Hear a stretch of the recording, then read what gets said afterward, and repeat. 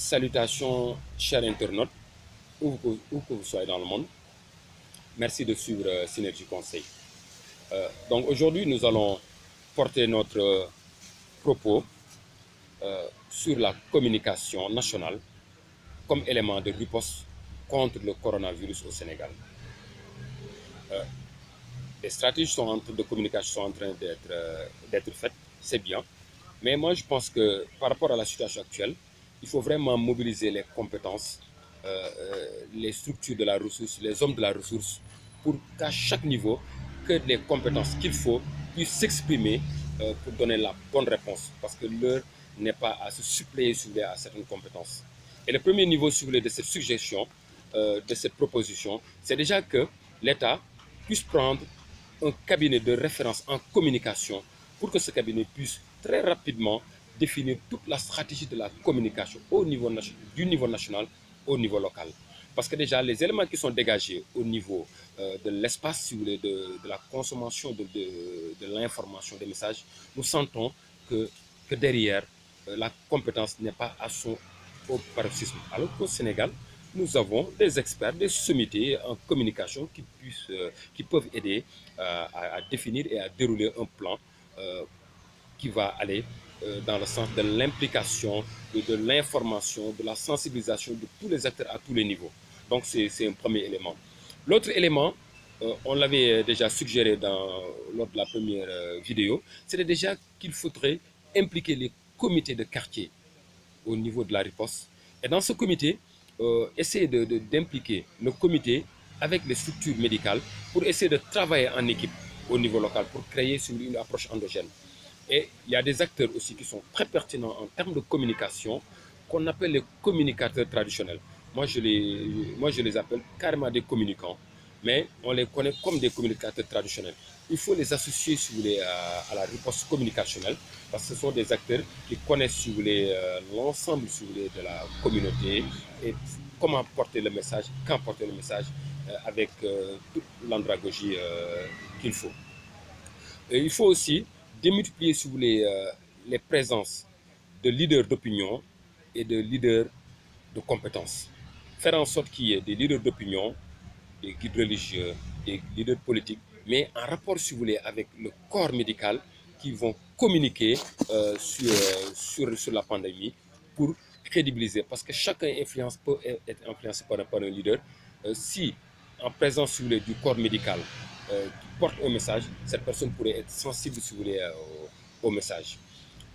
Ce qu'on a aussi remarqué, c'est qu'il y a beaucoup de caravanes qui sont en train de faire la ville. Mais ce qu'il faut dire qu'une caravane, elle est beaucoup plus pertinente, fixe. Par exemple, on peut faire une caravane en faisant une animation et que les gens qui passent peuvent s'arrêter un moment pour recueillir l'information. Mais l'approche, si vous voulez, des caravanes qui est développée, c'est que la caravane est mobile. Les gens n'ont pas le temps de recevoir le message. Je crois qu'il y a mieux. Et le mieux, c'est quoi? C'est d'associer les radios communautaires au niveau de la dynamique d'information. Parce que ce sont des radios de proximité. Et il faudrait aussi essayer de voir des radios privées avec des animateurs qui sont très cotés, connus. Il n'y a pas besoin de dire de nom. On peut faire passer par leur canal, si vous voulez, les messages clés liés, si vous voulez, à ça. Donc, j'avais dit lors de la première vidéo d'essayer, si vous voulez, de faire une réquisition partielle. Donc, ce qui est en train de se faire, si vous voulez, au niveau des médias va un peu, je crois, dans ce sens. Mais la réquisition devait être faite pour permettre, si vous voulez, à l'autorité, à la puissance publique, d'avoir accès au contenu et de pousser les messages qu'il faut vers les communautés. Donc, les amicales, on l'avait déjà dit et on va redire, c'est que les amicales peuvent être les leviers de la continuation, de la démultiplication, de la dissémination du message en différentes langues au niveau, si vous voulez, des communautés de base, ce qui est important. Donc, l'autre élément qu'on a suggéré, c'est que actuellement, il faudrait que le ministère, si vous voulez, de l'Agriculture et de l'équipement rural puisse faire l'état des lieux, si vous voulez, de la réserve alimentaire qui existe actuellement, parce que tous les pays du monde sont en train de fermer leurs portes. Et que, à plus ou moins long terme, si nous n'avons pas, si vous voulez, de réponse en termes, si vous voulez, de ration alimentaire à l'échelle, si vous voulez, du pays, le pays peut aller dans un autre problème à côté du coronavirus, la famine. Donc ça, c'est un élément sur lequel il faut vraiment s'arrêter. L'autre élément qui pourrait être un élément d'espoir, c'est essayer de voir les temps d'avancement de la recherche. On a parlé de la chloroquine en association avec d'autres médicaments. En somme, tout un protocole à mettre au devant pour soigner le mal. Il y a le docteur Raoul, le professeur Raoul, qui a communiqué là-dessus. Il y a beaucoup de pays qui sont en train de le suivre. C'est un médecin qui est connu pour sa probité professionnelle. Donc, ben, il faut aller dans ce sens. Il ne faudrait pas trouver une solution, même une éclaircie pourrait être la grande solution. Maintenant, il a donné des preuves, mais il faut aller dans ce sens, le temps de trouver autre chose. Il ne faut même pas ramer à compte courant. Parce qu'il faut non seulement communiquer vrai, parce que ça va installer la peur, certes, mais il faut communiquer sur des éléments d'espoir. Parce que les gens ont besoin, dans cette période, d'avoir des éclaircies. Et c'est très important.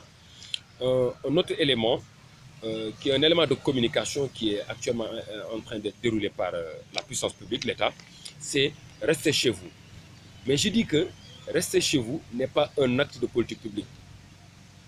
Rester chez vous, c'est, comme qui dirait, un acte de défaitiste par rapport, si vous voulez, aux puissances publiques. Nous avons donné la capacité de trouver des solutions, mais trouver des solutions, les solutions sont là.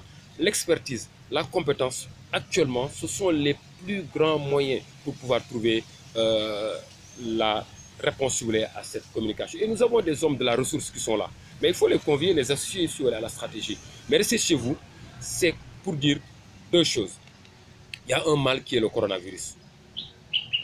Quittez la rue, allez chez vous. Les gens qui rentrent chez eux, mais ils vont vivre la famine. Parce qu'actuellement, au niveau de la sociologie économique du Sénégal, les gens vivent du jour le jour. Au jour le jour, les gens vivent. Donc cela veut dire que d'un mal, l'autre. Et c'est ce qui ne doit pas être un élément suggéré par l'État. Donc il faut beaucoup réfléchir sur cette option de rester chez vous. On a l'impression que la presse cherche à aller dans cette dynamique d'accompagner l'État sur ce slogan. Non, l'heure n'est pas sur le slogan. L'heure n'est pas, si vous voulez, à la médiocrité. L'heure n'est pas à la sous-compétence. L'heure est à la réflexion stratégique, de dire vrai, de porter le bon message et de réfléchir aussi sur les conséquences, d'aller suivre dans une dynamique prospective. Vous faites des propositions, oui, mais il faut essayer de voir qu'est-ce qui peut rester, qu'est-ce qui peut aller derrière. Réfléchissons à cette optique de rester chez eux. Mais les gens restent chez eux, ils n'ont rien à se mettre sous la dent, mais ce sont des gens qui peuvent sortir et créer, si vous voulez, des mouvements de foule et qui peuvent créer un autre problème dans le problème. Donc il faut que l'État puisse poser des actes de politique publique, d'accompagnement, de paiement des salaires, de dotation en vivres, de faire tout ce qu'il faut.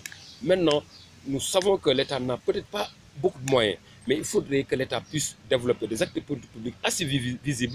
Maintenant, rester chez vous va être une conséquence logique parce que les gens ne vont pas vers, si vous voulez, le danger qui est le coronavirus, qui peut être aussi bien dans les maisons que dans la rue. Parce que ce qu'il faut se dire, c'est que les gens, dans notre socioculture, les gens vivent en famille. Il y a des familles qui sont de 30, de 40 personnes. On parle d'interdiction de regroupement, mais les regroupements sont dans les maisons. Donc il faudrait vraiment que les gens essaient d'adapter les décisions, la communication, si vous voulez, à une réflexion stratégique liée à une compétence. Il ne faudrait pas que les gens qui ne sont pas des sachants puissent porter le message. Ce n'est pas un acte de politique publique de rester chez vous. Ça, c'est vraiment un acte de politique publique qui n'est pas pertinent. Donc il faudrait vraiment que l'État, en rapport, si vous voulez, avec les médias, essaie de rectifier, si vous voulez, cet élément.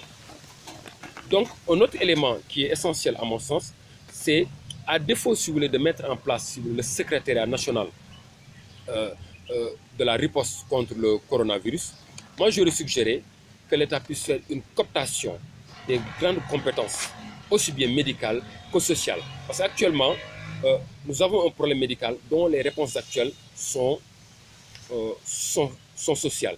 Et l'État a bien dit, bien libellé le ministère de la Santé et de l'Action sociale.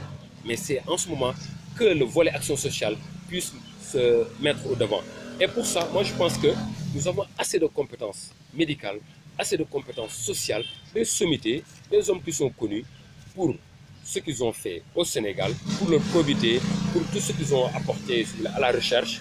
Donc moi je crois que ces hommes doivent être conviés à la réponse. Et conviés où? Au niveau de la présidence, pour que ce pool puisse avoir accès, si vous voulez, au niveau du ministère de la Santé, sans créer de complexe. On a parlé du professeur Eva Marie Kolsek, mais on a besoin de cette compétence. On a vu ce qu'elle a fait lors de son passage au niveau de ce ministère. C'est l'homme de la ressource, c'est une personne qui est une grande infectiologue, qui a fait vraiment un excellent travail. Donc il faut la convier, mais pas la convier au niveau du ministère de la Santé, mais comme je disais, au niveau de ce pool, qui doit être logé peut-être au niveau de la présidence, et qui pourrait être porter la mission de contrôle si vous voulez, de la stratégie au niveau national, et suivre si vous voulez, les actions au niveau du ministère de la Santé. Ça ne va pas créer de complexe. Et cela ne veut pas dire que monsieur le ministre Diouf Sarr n'est pas en train de faire un excellent travail. Oui, il est en train de faire un excellent travail. Mais actuellement, l'heure est la conjugaison des compétences. Nous avons aussi le professeur Souleymane Mboup, qui est un excellent virologue. Donc, il s'agit de l'associer, si vous voulez, au dispositif, parce qu'il est très pertinent, il a beaucoup fait, il a beaucoup apporté, si vous voulez, à la recherche au Sénégal, la recherche clinique, à la recherche épidémiologique. Donc il faut l'associer carrément. Il y a côté social, je connais un grand expert, et jusqu'à présent, je ne l'ai pas encore vu dans le dispositif d'intervention. Peut-être qu'il est au back-office. C'est le professeur M. Moustapha Mbouy, qui était l'ancien directeur de l'École nationale des travailleurs sociaux spécialisés, vraiment qui est une très haute sommité en termes, si vous voulez, de réponse communautaire. Donc c'est quelqu'un qui pourrait être associé. Donc c'est des noms, comme que je dis, à la volée. Mais il y a plusieurs autres experts qui sont là, qui peuvent apporter, si vous voulez, leur solution, si vous voulez, à cette problématique. Mais ce qu'il faut dire aussi, c'est que l'Afrique a toujours été, si vous voulez, le théâtre des enjeux, si vous voulez, du grand capital au niveau international. Mais il se pourrait que même cette maladie, je ne suis pas un complotiste, mais il se pourrait que cette maladie soit le fruit, si vous voulez, d'acteurs internationaux. Mais il faudrait que nos intellectuels, nos compétences puissent réfléchir prospective, puissent penser à la stratégie, puissent anticiper pour que l'Afrique ne soit plus, si vous voulez, une variable indépendante où tout se décide sans elle. Parce que ce qui est en train de se faire, où nous pensons que ce qui est en train de se faire, c'est que l'Afrique est en train d'être considérée comme, si vous voulez, un élément de cobaye. Et que tout est essayé en Afrique. Et que lorsqu'il s'agit, si vous voulez, d'exploiter, on exploite nos ressources sans pourtant que les Africains puissent en bénéficier. Donc c'est un élément fondamental qu'il faudrait que nos compétences puissent essayer de réfléchir stratégie sur les enjeux, si vous voulez, à venir. Un élément qui est déterminant, qui n'est pas assez convié, si vous voulez, à la réponse, à mon sens, c'est qu'il faudrait que les écosystèmes religieux, spirituels, que ce soit les musulmans, les chrétiens, les juifs, les animistes, que tous les écosystèmes religieux puissent être conviés à la réponse. Parce que, il faut le dire, on est en train de parler de stratégie, mais toutes les stratégies ne peuvent pas se faire sans pourtant convier, impliquer Dieu dans la stratégie. On a vu l'exemple, si vous voulez, de l'Espagne. On a vu l'exemple des États-Unis, mais qui sont en train de retourner, si vous voulez, aux réponses spirituelles. Donc, en union de prière, les gens, notamment les Sénégalais, qui est un pays à 95% de croyants, toutes croyances confondues, doivent se retourner vers les écosystèmes religieux et ne pas avoir de complexe de tendre la main à Dieu, mais tout en prenant en compte toutes les recommandations qui sont énoncées par les experts, aussi bien par les experts du corps médical, par les experts du corps social. Donc, cette vidéo s'arrête ici. Nous en profitons pour dire vraiment tout le bonheur que nous avions eu lorsqu'on a entendu la guérison de monsieur le ministre Moustapha Guirassy. Nous lui souhaitons vraiment un bon rétablissement et vraiment que lorsqu'il était malade, on a vraiment porté des prières à son endroit parce que c'est un homme de la foi, un homme de la foi, un homme de l'expertise, un grand académicien, vraiment qui a prouvé par rapport à l'outil qu'il a mis en place, IAM, qu'il était un grand homme, si vous voulez, de l'éducation, de la formation au Sénégal. Mais il ne s'est pas arrêté à ça. Il a pu mettre en exergue, si vous voulez, des hommes de valeur, des Sénégalais, comme réponse, si vous voulez, à toutes les problématiques de développement, notamment Mam Cheikh Ibrahim Fall, dont vraiment il est l'un des fans. Donc vraiment, nous avons porté beaucoup de prières à son endroit lorsqu'on a su qu'il était malade. Donc ça ne nous a pas étonné qu'il soit guéri, parce que beaucoup de gens ont porté des messages, si vous voulez, de rétablissement. Nous lui souhaitons vraiment une bonne réintégration, si vous voulez, dans sa structure IAM. Donc nous remercions et à très bientôt pour une autre édition de Synergie Conseil. Merci à vous.